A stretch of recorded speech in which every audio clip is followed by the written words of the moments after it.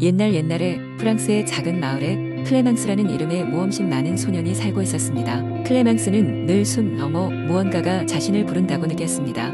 마을 사람들은 숲에 대한 무시무시한 전설을 이야기하곤 했습니다. 그곳은 마법의 숲으로 길을 잃으면 영원히 헤어져야 한다고 했죠. 하지만 클레망스의 호기심은 그 이야기들보다 강했습니다. 어느 날 그는 친구 리즈와 함께 숲으로 모험을 떠나기로 결심했습니다. 리즈는 마을에서 가장 용기 있는 소녀로 클레망스와 함께라면 두려울 것이 없었습니다. 둘은 몰래 숲으로 들어갔고 숲을 헤치며 점점 더 깊이 들어갔습니다. 숲속에는 그들이 알던 것과는 전혀 다른 동물들과 기이한 식물들이 가득했습니다. 그러다 어느 순간 잔뜩 얽힌 덩굴 사이에서 반짝이는 빛을 발견했습니다. 그곳에는 조각된 돌로 만들어진 아름다운 문이 있었습니다. 문 중앙에는 세밀한 패턴이 새겨진 열쇠 구멍이 있었습니다. 클레망스는 문을 살펴보며 이것이 전설 속의 문일지도 몰라 라며 흥분했습니다. 리즈는 어떻게 열어볼 수 있을까? 라고 물으며 주위를 살폈습니다. 그때 작은 요정 하나가 나타나더니 클레망스의 어깨에 살짝 앉았습니다. 요정은 약간 나비와 같은 날개를 가진 소녀로 얼굴은 아이처럼 순수해 보였습니다. 요정은 웃으며 말했습니다. 이 문을 열고 싶다면 용기가 필요하며 시련을 통과해야 해. 먼저 진정한 마음을 보여줘. 클레망스와 리즈는 놀랐지만 기꺼이 도전을 받아들이기로 했습니다. 요정은 그들에게 세 가지 시련을 제시했습니다. 첫 번째 시련은 숲의 미로를 빠져나오는 것이었습니다. 둘은 함께 힘을 합쳐 길을 찾았습니다. 서로를 믿고 이끌며 그들의 우정은 더욱 단단해졌습니다. 두 번째 시련은 거대한 강을 건너는 것이었는데 눈앞에 보이는 강은 건너기 어렵게 보였습니다. 둘은 마침내 강가에 세상의 모든 지혜가 담긴 책이 있다는 것을 발견했습니다. 그들은 얼마간의 시간을 들여 책에서 강을 건널 지혜를 얻었고 강을 무사히 건널 수 있었습니다. 마지막 시련은 그들의 가장 큰 두려움을 마주하는 것이었습니다. 클레망스는 어릴 적부터 고소공포증이 있었고 리즈는 어둠을 무서워했습니다. 그들은 각자의 두려움을 인정하고 서로를 돕기 위해 협력했습니다.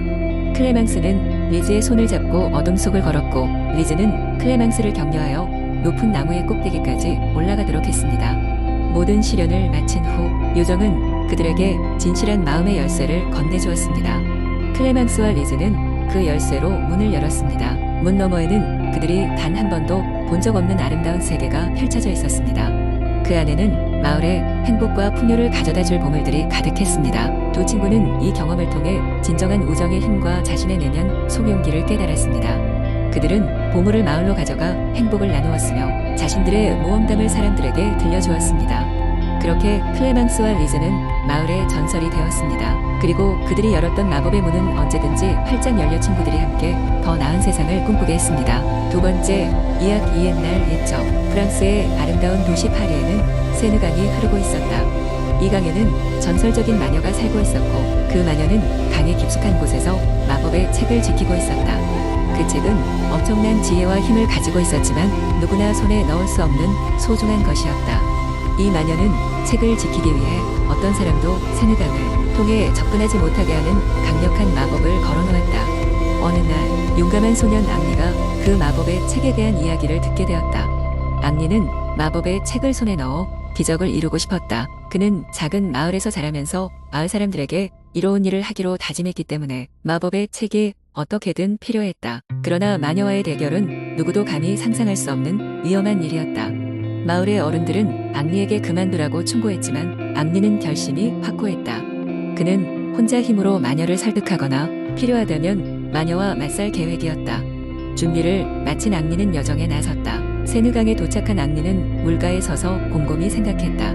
어떻게 마녀를 만나지 않을 수 있을까?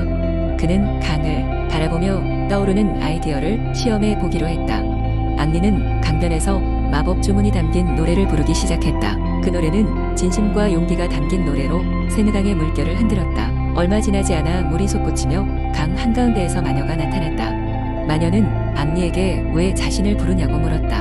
앙리는 마녀에게 아기를 갖지 않았으며 오히려 마녀의 지혜를 배우고 싶다고 정직하게 말했다. 그의 성실한 말에 마녀는 잠시 놀랐다.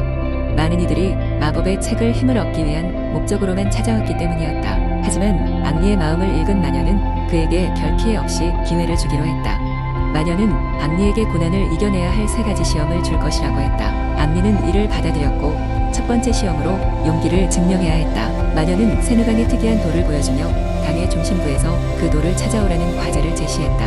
앙리는 무섭고 두려운 마음도 있었지만 강물 속으로 뛰어들었다. 물살은 빠르고 거칠었지만 앙리는 포기하지 않고 강을 건너 목표에 도달했고 마침내 돌을 찾아냈다. 두 번째 시험은 지혜를 요구했다. 마녀는 앙리에게 수수께끼를 내었고 문제는 자연과 생명에 대한 깊은 이해를 필요로 했다. 앙리는 밤새 고민한 끝에 자연의 순환과 시간의 중요성을 깨달았고 마침내 수수께끼를 풀고 마녀에게 답했다. 세 번째 시험은 그의 진심을 테스트하기 위한 것이었다. 마녀는 앙리에게 도시를 살리기 위해 착한 행위를 보여줄 수 있느냐고 물었다. 앙리는 고민하다가 마을의 밭에서 난 화재를 진압하는데 도움을 줄 수 있는 계획을 세웠다. 강 주변의 마법 식물을 이용하여 화재를 진압하고 피해를 줄이는데 성공했다. 이 모든 시험을 통과한 앙리에게 마녀는 마법의 책을 손에 넣을 자격이 있다고 인정했다. 앙리는 책을 받았고 마을로 돌아가 사람들이 필요할 때마다 지혜와 힘을 나누기로 다짐했다. 세누강의 마녀는 그가 책을 잘 사용할 것임을 알고 축복을 빌어주었다. 그 뒤로도 앙리는 마을 사람들에게 도움이 되는 많은 일을 해나갔고 그의 이야기는 오랜 세월 동안 전해져 내려왔다. 결국 앙리의 용기와 진실된 마음은 마녀의 경계를 허물고 그가 평화롭게 꿈을 이룰 수 있는 기회를 주었다. 그리고 그의 이야기 속에서 우리는 선한 마음과 진정한 용기가 언제나 승리한다는 교훈을 배울 수 있었다. 세 번째 이야기. 아주 오래전 프랑스의 아름다운 루아르 강 주변에는 신비로운 전설이 깃들어 있었다. 그 중에서도 가장 유명한 것은 루아르 강변에 살던 한 소녀 에밀리의 이야기다. 에밀리는 작은 마을에서 부모님과 함께 살고 있었고 그녀의 부모님은 강 근처에서 농사를 짓고 있었다. 에밀리는 활기차고 호기심이 많은 소녀였다. 어느 날 에밀리는 루아르 강가를 산책하던 중 반짝이는 무언가를 발견했다. 그것은 강물 속에서 빛나던 작은 유리병이었다. 에밀리는 유리병을 조심스럽게 꺼내 뚜껑을 열어보았다. 그러자 병 속에서 희미한 빛과 함께 작은 요정이 나타났다. 요정은 자신의 이름이 리미에르라고 소개하며 에밀리에게 감사의 인사를 전했다. 몇백 년 동안 병 속에 갇혀있던 리미에르는 에밀리의 도움으로 자유로워졌던 것이다. 리미에르는 에밀리에게 세 가지 소원을 들어주는 마법을 부여하겠다고 약속했다. 에밀리는 첫 번째 소원으로 마을의 농작물이 잘 자라도록 해달라고 부탁했다. 리미에르는 작은 요술봉을 흔들더니 마을 전체에 풍요의 기운이 감돌기 시작했다. 농부들은 풍성한 수확에 기뻐했으며 마을 주민 모두가 행복한 일상을 누리게 되었다. 하지만 에밀리는 행복만을 원한 것이 아니었다. 두 번째 소원으로 에밀리는 자신에게 지혜로운 책을 달라고 요청했다. 리미에르는 그녀에게 고대 마법사와 같은 책을 주었고 에밀리는 그 책을 통해 다양한 지식과 세상의 이치를 배울 수 있었다. 그녀는 곧 마을에서 가장 학식 있는 사람이 되었고 많은 이들이 그녀에게 조언을 구하기 위해 찾아왔다. 여전히 하나의 소원이 남아있는 상태에서 에밀리는 고민하기 시작했다. 그녀는 이 소원을 자신만을 위해 사용할 것인지 아니면 다른 이들을 위해 사용할 것인지를 깊이 생각했다. 그러던 중 우연히 루아르 강에서 한 명의 젊은이 루이가 물살에 휩쓸려 고생하고 있는 것을 보게 되었다. 에밀리는 주저없이 마지막 소원을 사용하여 루이를 구해내게 해달라고 요청했다. 리미에르는 다시 한번 마법을 사용했고 루이는 안전하게 강가로 돌아올 수 있었다. 그 후 에밀리와 루이는 서로 친구가 되었으며 함께 마을을 더 나은 곳으로 만들기 위해 노력했다. 에밀리의 선택은 마을 사람들에게 큰 감동을 주었고 그녀의 용기와 이타심은 오랫동안 전설로 남게 되었다. 에밀리는 자신의 소원을 통해 단지 자신뿐 아니라 다른 사람들도 행복하게 만들어준 것이었다. 이렇게 루아르 강의 전설은 마을 주민들에게 영원히 전해 내려왔으며 에밀리와 리미에르의 우정은 많은 이들에게 영감을 주었다. 네 번째 이야기. 옛날 프랑스 중부의 작은 마을에 아름다운 장미 정원을 가진 소피라는 소녀가 살고 있었습니다. 소피는 매일같이 정원에서 장미꽃을 가꾸며 자신의 작은 세계에 만족하며 지냈습니다. 그녀의 부모님은 여행을 많이 다니시는 분들이셔서 장미 정원의 친구들은 소피에게 마치 가족과도 같았죠. 어느 날 소피는 정원의 가장 끝 구석에 숨어있는 빛나는 작은 거울을 발견했습니다.